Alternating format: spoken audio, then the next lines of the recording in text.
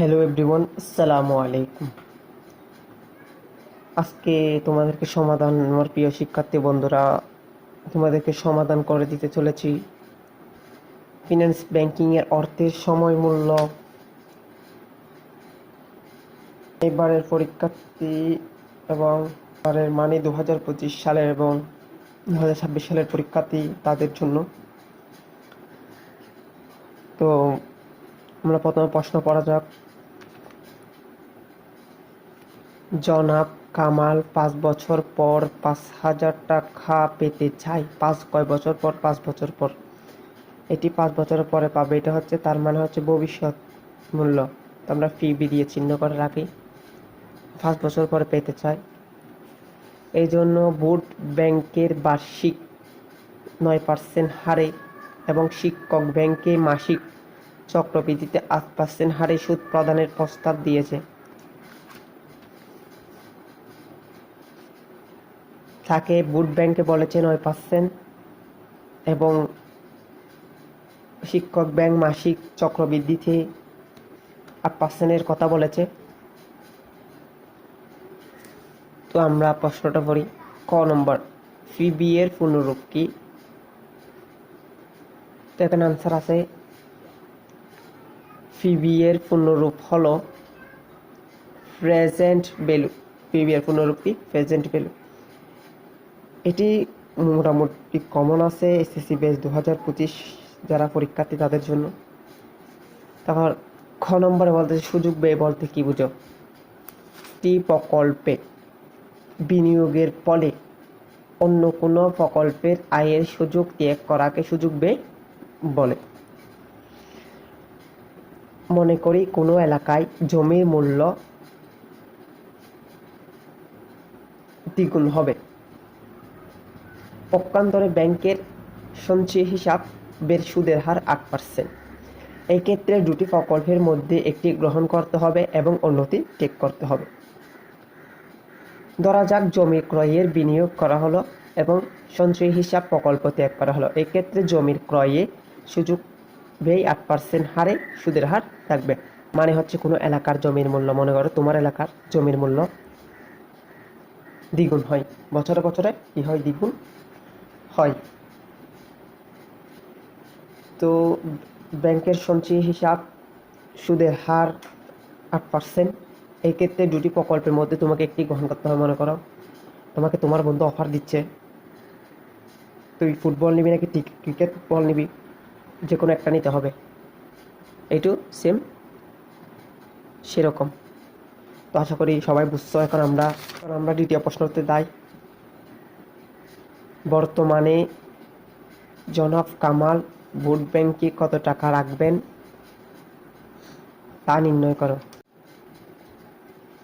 বর্তমানে জনাব কামাল ভোট ব্যাংকে কত টাকা জমা রাখবে তা জানতে বর্তমান মূল্য নির্ণয়। তো আমরা প্রথম প্রশ্নতে চাই। ভবিষ্যৎ মূল্য 50,000 টাকা লিখলাম। তারপর লিখব মেয়াদকাল কয় বছর পর? 5 বছর পর। মেয়াদকাল n সমান 5 বছর। আমরা কোন ব্যাংকের হিসাব করতেছি? ভোট ব্যাংকের। তো সুদের হার কত পার্সেন্ট? 9%। সুদের হার আয় সমান 9%। আমাদেরকে মাথায় রাখতে হবে 9% একটা তুলে ফেলতে হবে। তাই আমরা যদি 9কে যদি 100 দিয়ে ভাগ দিই তাহলে আসবেন 0.09। তো আর একটু বুঝিয়ে দিই তোমাদের। এখানে বলতেছে আমাদেরকে বর্তমান মূল্য বের করতে হবে। বর্তমানে জনাব কামাল ভোট ব্যাংকে কত টাকা জমা রাখবেন, এটা হচ্ছে 5 বছর পর। মানে ভবিষ্যৎ। তুমি বলো আমি আর কিছুদিন পরে কলেজে যাব, এটি হচ্ছে ভবিষ্যৎ। তো 5 বছর পরের টাকা এটা। তো ভবিষ্যৎ মূল্য এফবি দিয়ে 50,000 টাকা লিখে ফেলছি। দেখো মেয়াদকাল এন সমান কয় বছর পর? 5 বছর। তো আশা করি তোমরা সূত্রটা জানো। তো আমরা এদিকে যাচ্ছি না, এখন লিখব আমরা জানি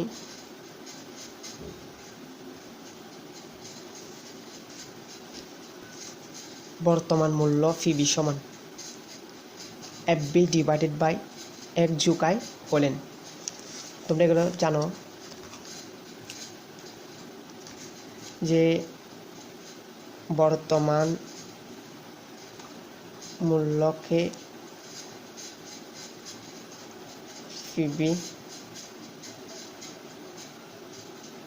ভবিষ্যৎ মূল্য এফবি।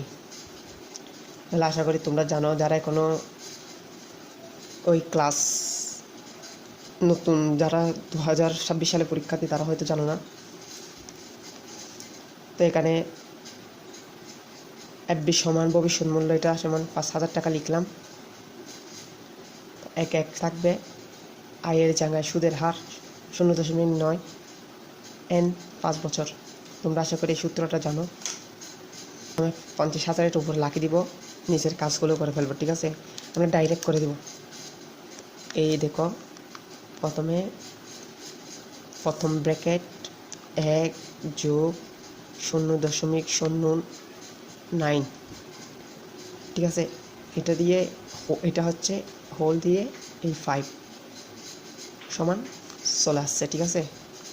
কত আসছে যা তা নিলেই চলবে, দশমিক পরে 3-4টা নিলেই চলবে, তোমার যা ইচ্ছা তা এখানে বসাইছি, ঠিক আছে? এখন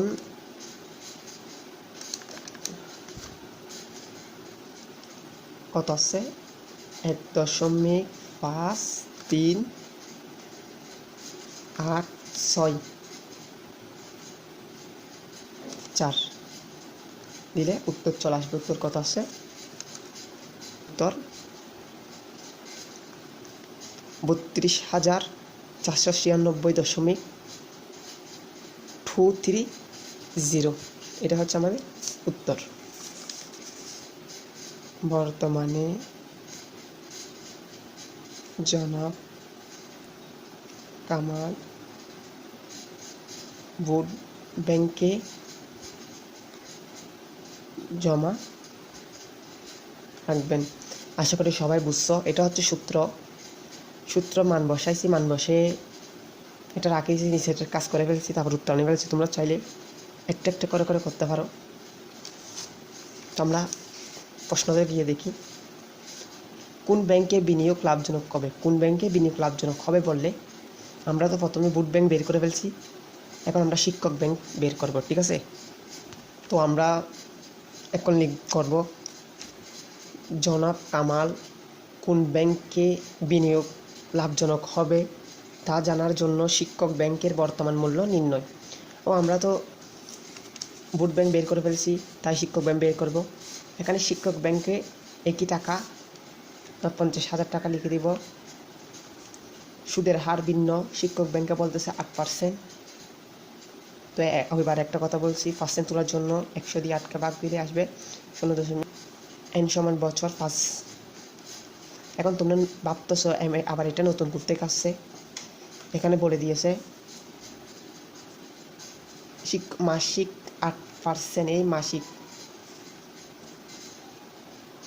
মাস মানে বছর, মাস কয়টা? 12, তাই m সমান 12।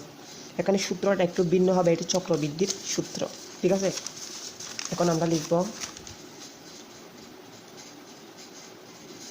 আমরা জানি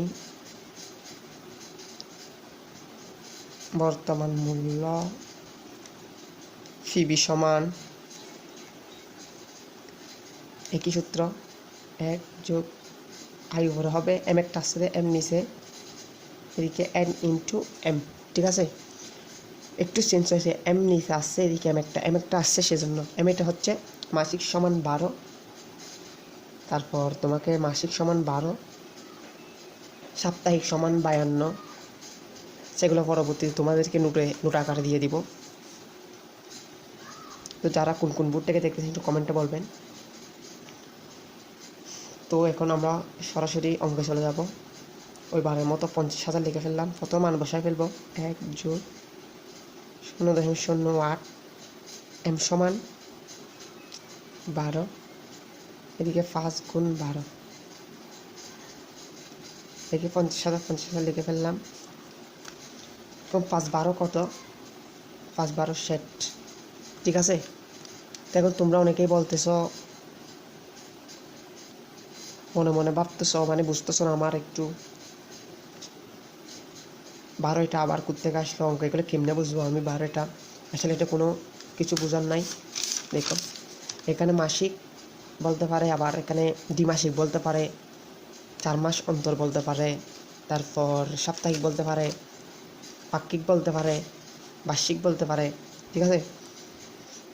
এগুলো তোমাদের নোট আকারে দিয়ে দিব। মোট এই অঙ্কগুলোর জন্য 7টা সূত্র লাগবে, 2টা বর্তমানে, 2টা ভবিষ্যতের। তো আমরা চলো অঙ্কে চলে যাই, ওই মানের মতো করে ফেলবো, ব্র্যাকেট দিয়ে ডাইরেক্ট করে ফেলবো। তোমরা ডাইরেক্ট করে ফেলিও, পরীক্ষার সময় না থাকতে পারে। 1+0.08 ডিভাইডেড বাই 12, ঠিক আছে। হোল 12 তো কোনো 5-12 কত 60, 60 একসাথে লিখে ফেলবো, সমান চলে আসছে 1.489845, ঠিক আছে। যে কোনো সংখ্যা নিতে পারবে, ঠিক আছে।